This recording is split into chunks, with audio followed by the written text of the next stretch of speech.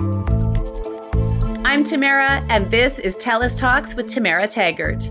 We're bringing together experts, thinkers, and leaders, busting myths, sharing stories, and staying connected when Canadians need it the most. We're having unexpected conversations for unprecedented times. Hi, Ariel. I am so excited to talk to you because I love books and I love to talk about books. And that's what you do for a living. You are a book vlogger. So what does that mean, a book vlogger? Yes, well, thank you so much for having me on. I'm super excited to chat. I just feel like we're all very nervous and scared right now, but we're actually making so many wonderful connections, which is beautiful. So I'm glad to be on here to talk about books and to talk about my crazy job. So yeah, like you mentioned, I am a book vlogger or a booktuber, like a YouTuber, but about books. So I started doing this when I was 16. And I just started reviewing books online. I thought, hey, I don't have anyone to talk to about books. I could do this online. So I started uploading these videos where I just would review books or do book hauls. For example, like if I'd gotten a few books for my birthday, I'd be like, here are the books I got for my birthday. I'm so excited to read these, et cetera, et cetera. So any book related video that you can imagine, I have probably made or am about to make, or like including a bookshelf tour. So like walking people through how I organize my books and etc. Yeah, it's a lot of fun. How do you organize your books? I organize my books by genre and then by color. So I put together like contemporary books or science fiction books, etc. And then I like to do a little rainbow because I just think it looks so beautiful. I do mine by color only because the funny thing is about books is I remember what color the book is. I always remember the color of the book, maybe not the author, maybe not, but I always remember what color a book is. So yeah, absolutely feel that. Yeah. So tell me about, how do you like to read books? Because, I have 3 kids. Kids nowadays, they like to read things on their iPad or on their computer or whatever. We always have books in our house. How do you like to read a book? On a tablet or a real book, or does it matter? Yeah, so I really love a physical book. I am such a fan of a physical book because I don't only think of it as like I'm about to read something. I also think like I am bringing an object into my home. I am like making this a part of my library and my collection. I just think it's such a beautiful thing. I also I find a lot of satisfaction in the flipping of a page and like getting like you close the book at the end of the night and you look at it and you can physically see that you're halfway through. Like all of that tactile information just makes me really happy.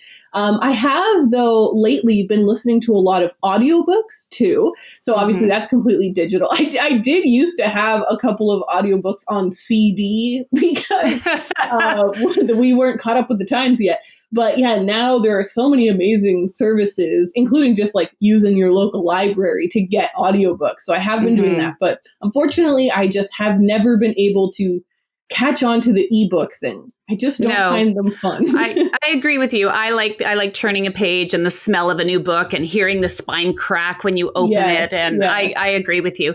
So you have a massive following, and you really do. And you've interviewed some big names. So let's talk about a couple of them. Bill Gates. You interviewed Bill Gates. Yeah. No, Tell me about that. Things have spiraled out of control, Tamara. I don't know what's going on. And for some reason, they think that I am allowed to do this. And here I am getting to talk to some very cool people. So the Bill Gates situation, every year, the Bill and Melinda Foundation, they release an annual letter. And it's kind of a goal-setting letter where they talk about the things that they learned in the last year and the things that they're trying to help for the next year, because they're a really big charity organization. And so they were looking for people to collaborate with, to talk about these goals and the things that they've learned, et cetera. And for some reason, I got an email in my inbox. It's a way that all my lucky, beautiful opportunities happen. The way that I got in touch with you, I just got a beautiful email in my inbox. And it was from the Bill Gates team, and it said he would love to talk to you about anything on this list. And what was really special about that interview was that I had full control about what the idea was, what the questions I asked were. And I ended up having like 20 minutes to record with him, which was so crazy. I was only supposed to have 15 minutes. And in the end, we just kept talking. And then eventually he left, and his like producers were like, he was having so much fun. We didn't want to stop him. And I'm like, that's so cool. So, and did he talk about books with you? Yes. So my video idea was to talk to him because he cares a lot about the environment, and I care a lot about the environment. So I asked him what his favorite 3 books that have to do with the environment are. And I got to keep the books afterwards. So that was Can you tell me what his books were? Do you remember? Oh gosh, I actually don't remember because they have very long, complicated I know, names. right? Well, they were like mainly like textbooks. One was called The Man Who Fed the World, and it was about a person who was like a farmer and developed this really new and important grain that was able to like produce more quickly and more sustainably. Another one was called Sustainable Energy, and this one was really cool because it was like free, available for free online. And the third one, I think, was called Energy and Civilization. Something like that. And it was like and then of course these have long subtitles, right? Yeah. But it was by Václav Smil, who is such an interesting writer, but basically like this is a history of energy. So like, when did we start making energy, and how has that looked throughout human history? But not to plug myself, if you want to hear that conversation, it is such a cool conversation. And it's on my YouTube channel, so anyone can go and watch it. I bet it's really amazing. I will be watching that. Yeah. Okay, so I want to talk about Michelle Obama, because I mean, I love her. I love her book. You interviewed Michelle Obama. I would kill to interview Michelle Obama. Yeah, it's funny because this has happened over the span of say a year, but when you put them like this, just talking to someone, they're like, "All right, next up on the docket, Michelle Obama." It's pretty crazy. Yes, so this is part of a show that YouTube Originals was making. So that's the sector of YouTube that makes original programming and kind of higher quality programming. And they started a show called BookTube. And they have like every month, I think they have a new episode that comes out with, a famous author or a person who's published a really big book in the last year. And so I got invited to go on to do this Michelle Obama episode, but I also then got to film some stuff for my own channel. So that was really lucky and cool. But yeah, it was what was it like? It was wonderful. It was kind of crazy. The security levels were really intense. So like when we were recording with Michelle Obama, for example, and we're like actually sitting in the room with her, we were locked into the room with her. Like you couldn't go in or out until we were done. And then she was walked away with her security. But earlier in the day, there had been like a bomb sweep and like guard dogs and everything. Like it was super intense, but very cool. Like you see the bomb squad going around and you're like, imagine her life. Like everywhere she goes has to be swept. Right. Super crazy. Right. But then the actual recording with her was wonderful. She is as lovely as you think she is. She is absolutely the kind of person who you can tell is listening to you. Do you know what I mean? Not just like sitting there and like nodding and going like, yes, that's so nice. No, she's like actually listening and cares and very generous with her time. So it was just super fun. And what's the most memorable thing from talking to her? Yeah, when we were doing our little one-on-one, I had 2 little funny moments because before they hit record, they're setting up the cameras and the angles, and my glasses always make things difficult for everyone because of the glare. And so I had like an extra minute to sit with Michelle Obama. That's my secret for everyone. Wear glasses when at an important interview. But she first, I think I told her that I liked her nail polish because she was wearing this beautiful blue nail polish. And then she complimented my nail polish. And it was like a very exciting moment for me for some reason. But then we were sitting there and she was like, where are you from? And everyone else was American. And I was like, I'm actually Canadian. I live up in Ottawa because I was doing my master's there at the time. And she was like, oh gosh, how do Canadians feel about everything that's going on down here in the States? And I didn't know how to answer such a big question in like 20 seconds. And so all I said was, I think we're really concerned and we wish we could help. And she just took my hand and she was like, I think a lot of people want to help. So it was a really sweet moment. And I will definitely always remember that. She was so nice. Yeah, no kidding. What an experience. And and I'm going to assume you also talked about her book. Yes. We did. Yeah. So then the entire episode was about her book that had just come out, Becoming, which is her memoir. And it was a really interesting conversation. It was actually very funny because while I did want to read that book eventually, I didn't have it, I didn't buy it upon release.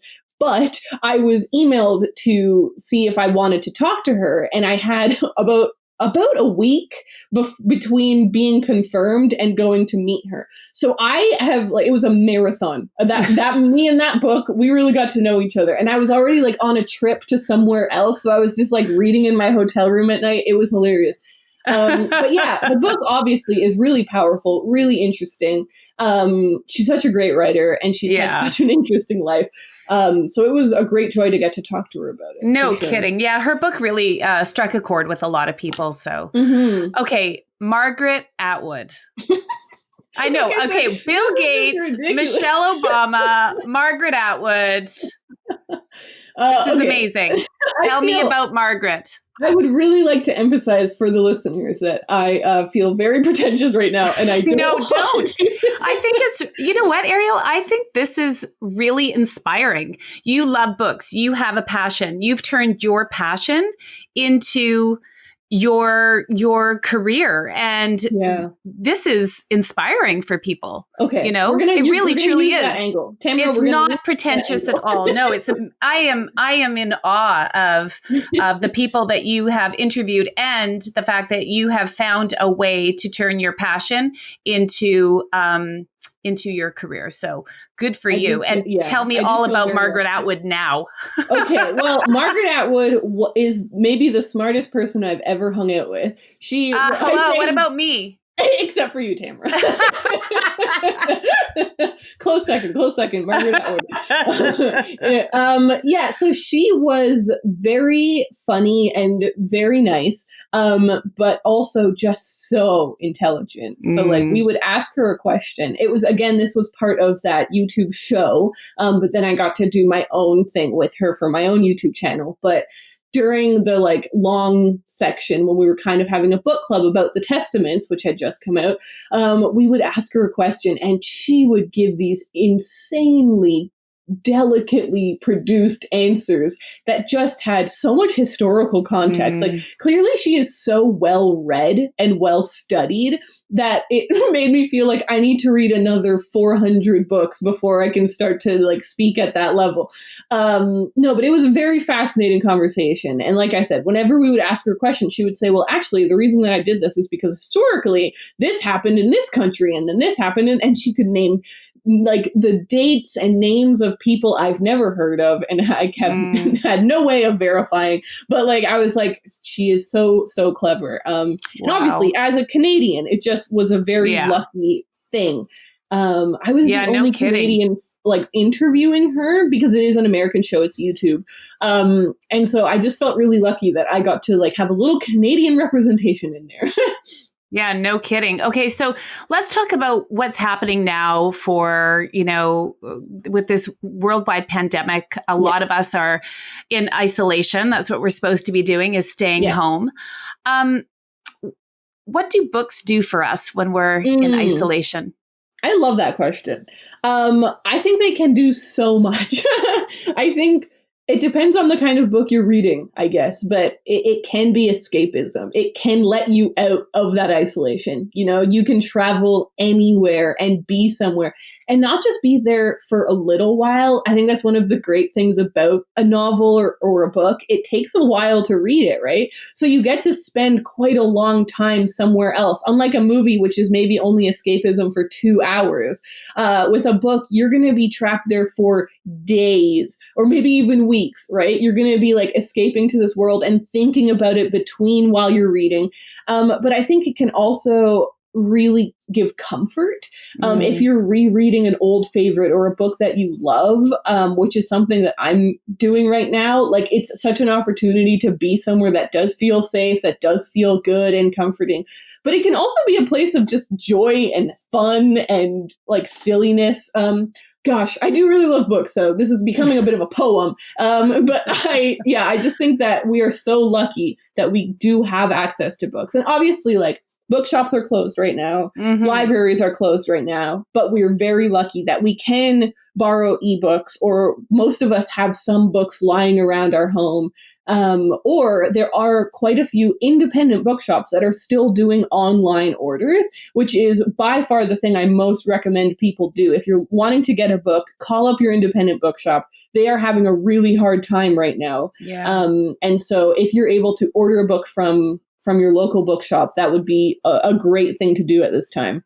That's really good advice. And you can also borrow from friends. I've been leaving, I have a lot of books, and, one of my friends will call me and say, hey, can I borrow a book? And I pick a book for them and I leave it on my, by my front door outside, and they just come by and pick it up. That. Right. Oh, so it's a good way to share too, right? Because I have lots of books that are in the waiting to read pile or already read pile. And so it's easy to share that. What about journaling? What about writing? What about doing our own thing? Yeah, I'm happy to admit I've fallen into the deep cliche of starting a novel during my quarantine. I actually was traveling to London, England. I always have to, for our Canadian friends, I have to like point out not London, Ontario. Nobody else on the planet knows that there's a London, Ontario. I was in London, England a few weeks ago when things like our government hadn't said anything yet, and the UK government had absolutely not said anything yet. And so it was a business trip, so I couldn't really cancel it. So I was like, all right, so I went on my trip. But while I was in England, things were starting to close and stuff. And I was like, okay, this is a disaster. Thankfully, I was only there for 4 days, came home, and instantly had to enter a quarantine because I live in British Columbia, and we had our quarantine measures put in earlier. And so I haven't left the house in like 3 weeks. And I have started writing, and I'm so grateful for it. I think that it is so helpful. I mean, I am not a psychologist, so I can't wax poetic too much on it, but there are so many health benefits to journaling.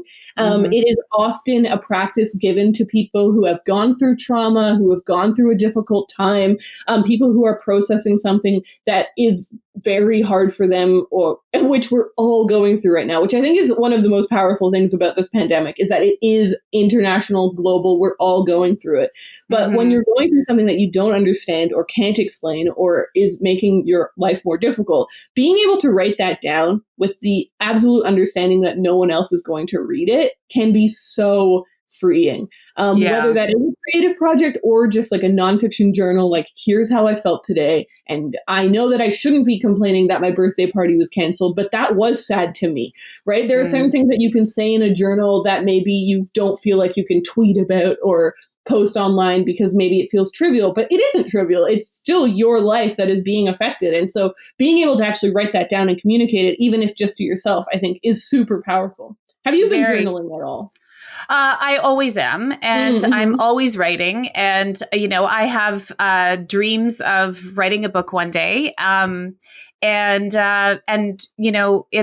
It's always the last thing to get to, right, in your busy day-to-day life. But, what you said is really powerful, because there is so much to gain from writing down how you're feeling. It's such an enormous release for a lot of people. And so I agree with everything you said there. And even for somebody who maybe doesn't journal or doesn't write things down, even if you write down how you're feeling and then just, crumple it up and recycle it or rip it up, it does something to just get it out, you know? Yes, and it really does. It really is. So I agree with you on that. And I think it's great that you have decided to start writing a novel because you never know where things are going to get, exactly. right? I've decided that this is the great quarantine novel of our times, at least of the Canadian times. This is it, guys. So get ready. Yeah, there you go. So let's talk about what we're reading. So I have a few books here that I wanted to show you that I'm reading or talk about, and I know you have some too. So absolutely. Why don't you go? Are these books that you recommend or books that you're reading right now? Because those are two different things. Yes, so those are two different things. So these are the books that I recommend people pick up right now. If you are at home and you're yes. Before we get to that, you tell me what you're reading right now. I want to know what you are reading. I am currently reading Weather by Jenny Awful. I have that book. I haven't read it yet, though. Okay, it is so good so far. I am absolutely loving it. It is about a librarian who starts working on a podcast. So it's perfect for you, Tamara. So it's about a person who starts working at this podcast kind of as a favor. And she starts... the podcast is about kind of the environment and climate change. And so she's reading these letters and submissions from people who are either like vehemently against climate change, denying it, don't think it exists, or people who love it and like love the cause and want to support it, etc. So it's like, I don't know, I haven't finished it yet, so I can't do my final review. But so far, I'm really liking it, and I think it's really beautifully written. And the other thing I'm reading is the biography of Frida by Hayden Herrera. So this is like the main biography that it's kind of the go-to biography on Frida Kahlo, and it's the one that the movie was based on. It is so good so far. I really love Frida Kahlo. I think that she is such a cool human being, and that we're all lucky to get to read about her and be inspired by her. And I think especially in this time, I'm really enjoying reading about a brave woman who like went through so much adversity, but still plowed on and made beautiful art. So that's what I'm reading. What are you reading? Well, some are in my pile. So why don't you go first? Okay. All right. Well, some recommendations. Can you hold them up so I can see them too? Absolutely. Okay. I have them here for you to enjoy. So the first book that I want to recommend everyone is So You've Been Publicly Shamed by Jon Ronson. So this is nonfiction. It is one of my all-time favorite books. Actually, these are all some of my favorite books just because I want more people to read them. But this is such a fascinating book because it's about public shamings online, and it's about kind of online etiquette, but that makes it sound really boring. It is one of the funniest, most hilarious, uplifting books I've ever read. It is kind of like to sum it up in kind of a little example, we've all heard these stories of someone who like tweets something that they thought was a joke, or they thought wasn't that offensive, or they didn't mean it in a certain way. And then let's say they go to sleep and they wake up the next day and it has completely blown up. They are being attacked left, right, and center. They're getting like people showing up at their homes and they've been fired, etc. So it is a deep dive exploration into this power that we have with the internet. And what's really fascinating is like it opens up by talking about how public shaming used to be a way that we punished people like in law, like 200 years ago, right? We would like put them in the stocks for people to make fun of in the town square. But we decided to stop using that as a punishment because it was deemed too cruel. And now here we are again doing it online. So it's kind of I'm writing this down. This is right up my alley. So you've been... Yes. So You've Been Publicly Shamed by Jon Ronson. It is hilarious. It's uplifting. It isn't like skewed one way. It isn't saying like we should never do this, because obviously with like things like the Me Too movement, there are great uses of it. So there are ways to do it for good, ways to do it for evil. But I think especially right now, in this time of isolation, when we are all spending so much time online, it's nice to have a bit of a guide, a bit of a lesson in empathy and compassion, being kind to people on the internet. I just absolutely love this book, and I wish more people could do it. I love it. Okay, I'll give you one of mine. Okay, Shut Away. Have you read this book? I haven't, but it's the perfect title for this time. This is an amazing book written by a Canadian, Catherine McKercher. She lives in Ontario, former journalist, so shut away. And this is a book about her brother.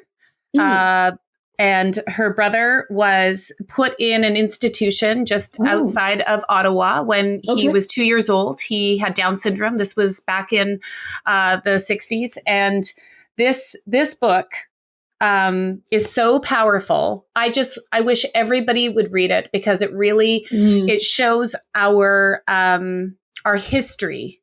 Right. Of how we have treated people with disabilities worldwide.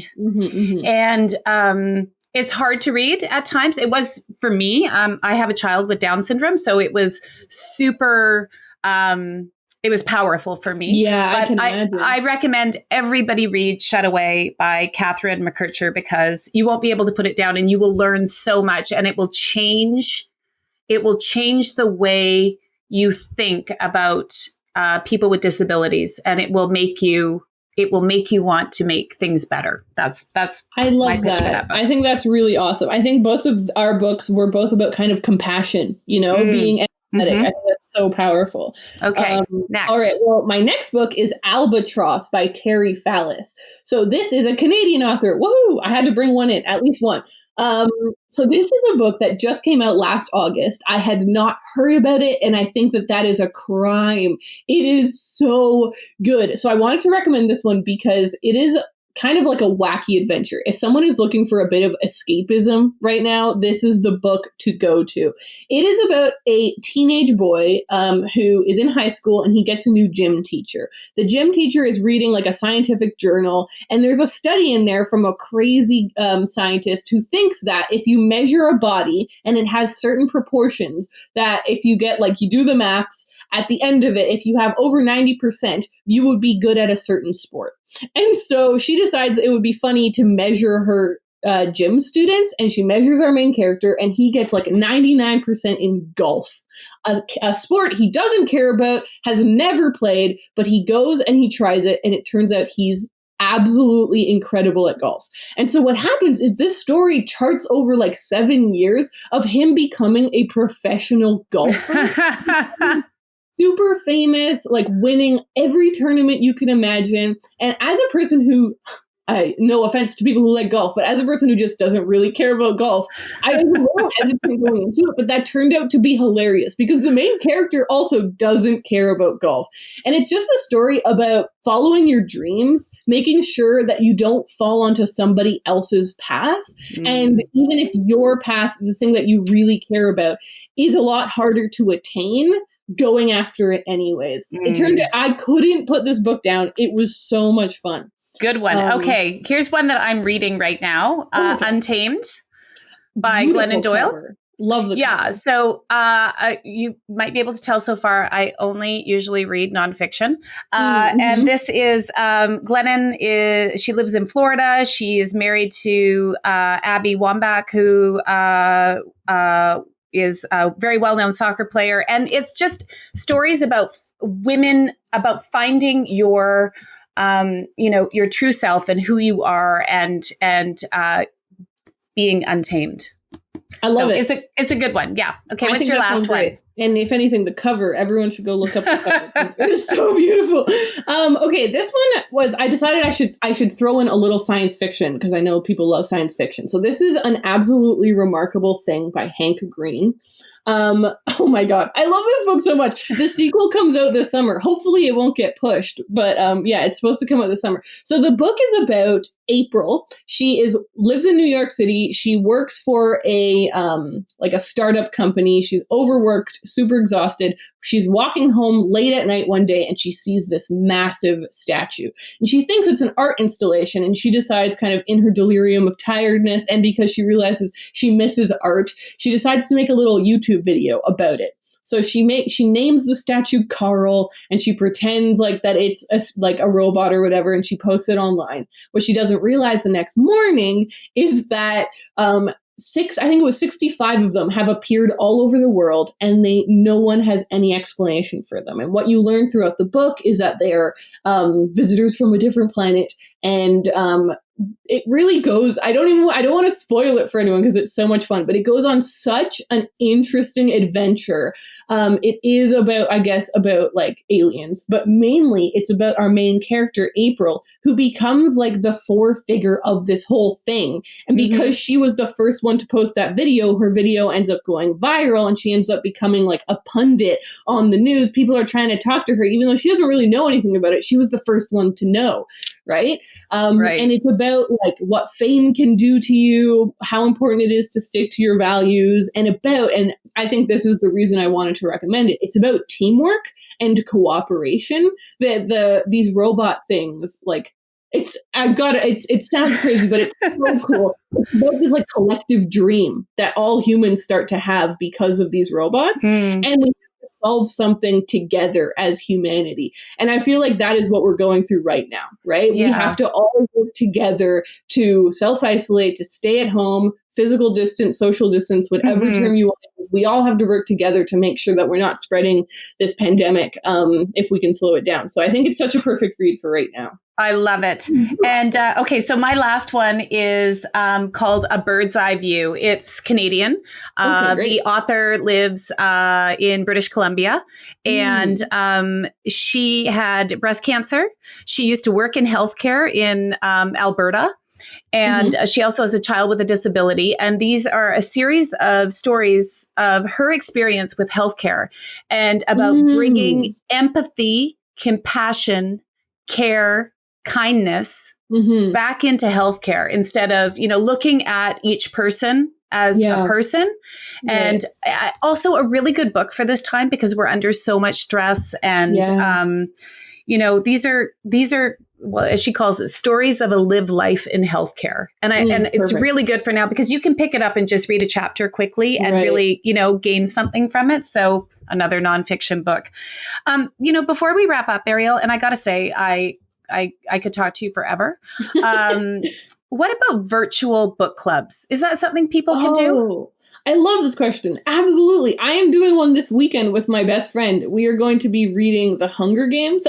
We're rereading The Hunger Games because we haven't read it in like a decade, and we thought it would be so fun to do that together. I think that like what I do online very much feels like an online book club, right? I post videos about the books that I'm reading and people reply to me, but there are also like such more specific ways that you can do it with a closer group of friends. So I think that there's kind of two ways that you can do this. The first is to pick a deadline with your friends and then meet and do like a Skype call or a Zoom chat or whatever, FaceTime, whatever video thing you use, and like make sure that you've read it by that date. But the second thing you can do is get like an app like Voxer. I don't know if you've heard of that app. It's orange if anyone's looking for it in the App Store, but you can use that to send each other little voicemails. And so you can pre-record like, I just finished chapter 2, here are my thoughts, and send that right away. So it's a bit more kind of like in the moment as opposed to having to space it out.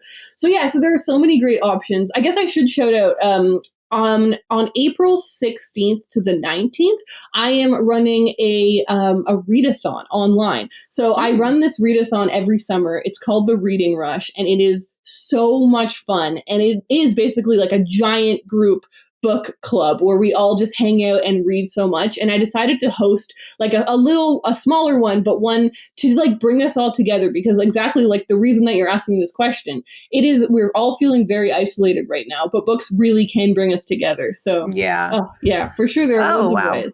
Well, you know what? The passion and enthusiasm that you have for books is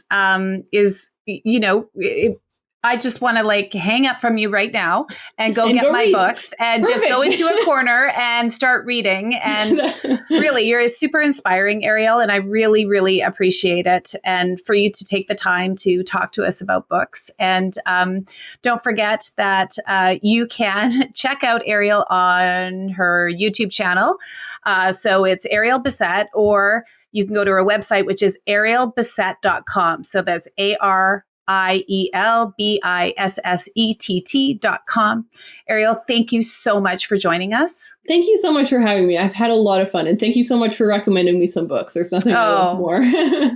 I'm happy about that. Thank you so much. And be sure to join us here on TELUS Talks with Tamara Taggart every Tuesday and Thursday. Be well.